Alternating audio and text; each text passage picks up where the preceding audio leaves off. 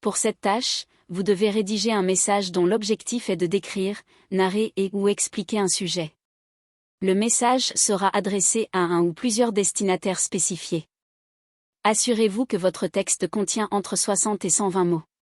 Cette tâche évalue votre capacité à communiquer efficacement à l'écrit. Concentrez-vous sur la clarté, la concision et la pertinence en tenant compte du public cible.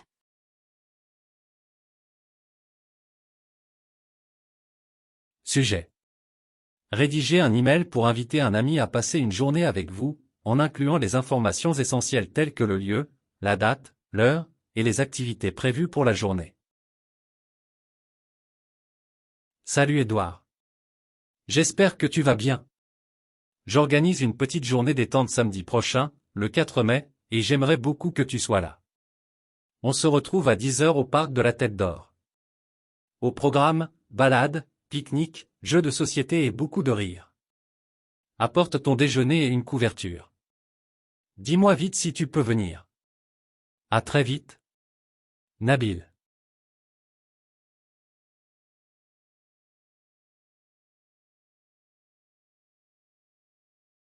La tâche 2 consiste à rédiger un article, une lettre, une note, ou tout autre type de texte destiné à plusieurs destinataires. L'objectif est de rendre compte d'une expérience ou d'un récit.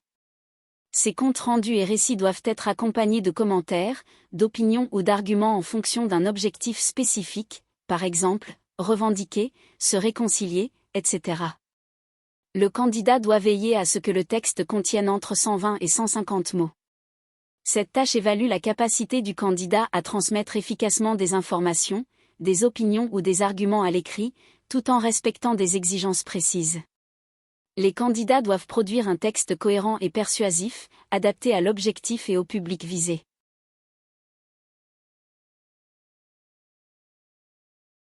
Sujet. Après avoir participé à une journée de formation au sein de votre entreprise, rédigez un message à publier sur le forum interne. Partagez votre expérience avec vos collègues. 3 bonnes raisons de participer à la prochaine formation. J'ai eu la chance d'assister à une journée de formation sur la communication au sein de notre entreprise. Loin d'être ennuyeuse, cette expérience m'a apporté des outils concrets et faciles à appliquer dans le quotidien professionnel. Nous avons travaillé sur l'écoute active, la gestion des émotions et les erreurs d'interprétation. L'atelier sur les biais de perception m'a particulièrement marqué. À travers des mises en situation, j'ai compris à quel point nos réactions influencent les échanges au travail. Le formateur, dynamique et bienveillant, a su créer une vraie interaction avec le groupe. Je recommande cette formation à tous les collègues. Elle permet non seulement d'améliorer les relations au sein de l'équipe, mais aussi de prendre du recul sur ses propres attitudes. Une journée enrichissante à ne pas manquer.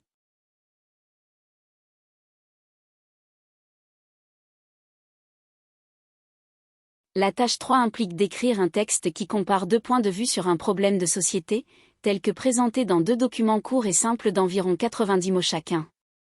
Ensuite, le candidat doit prendre position sur le thème abordé dans les 2 documents. Le nombre de mots attendus est d'un minimum de 120 mots et d'un maximum de 180 mots. On fournit 2 documents présentant 2 opinions sur une réalité spécifique, puis on demande au candidat d'écrire un court article. Cet article devrait comporter une première partie de 40 à 60 mots, résumant les points de vue présentés dans les 2 documents. Il devrait également inclure une deuxième partie de 80 à 120 mots, exprimant le propre point de vue du candidat sur le sujet discuté dans les 2 documents. Cette tâche évalue la capacité du candidat à analyser et à synthétiser des informations provenant de plusieurs sources, ainsi que sa capacité à formuler et à exprimer efficacement son propre point de vue par écrit.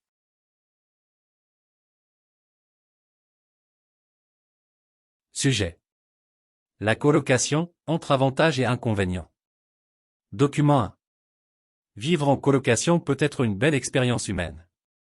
Que ce soit avec un ami ou une personne que l'on apprend à connaître, cela permet de créer de nouveaux liens, de partager des moments agréables en rentrant le soir, comme discuter autour d'un repas ou regarder un film ensemble. C'est aussi un bon moyen de se répartir les tâches ménagères et de bénéficier des compétences de chacun, que ce soit en cuisine ou en bricolage. Document 2. Vivre en colocation est une expérience bien différente de la vie en famille. Chacun a son propre rythme, sa personnalité et ses priorités, ce qui peut parfois compliquer la cohabitation. Si le courant ne passe pas avec le colocataire, cela peut vite devenir difficile à vivre. Les conflits surviennent souvent à cause du non-respect des tâches partagées ou du manque d'intimité. Le bruit peut aussi poser problème, comme un colocataire qui joue à des jeux vidéo tard dans la nuit. Colocation, convivialité partagée ou source de conflit. Dans le débat sur la colocation, les opinions divergent. Le document insiste sur les avantages sociaux et pratiques de cette expérience de vie commune. À l'opposé, le document met en lumière les tensions possibles liées aux différences de mode de vie et au non-respect des règles de cohabitation. À mon avis, vivre en colocation peut être une expérience enrichissante à condition qu'elle soit bien encadrée. Comme l'indique le document 1, elle favorise les échanges humains, permet de partager les responsabilités et même de développer des compétences collectives. Cependant, les risques évoqués dans le document 2 sont réels, un manque de communication ou d'organisation peut vite générer des conflits.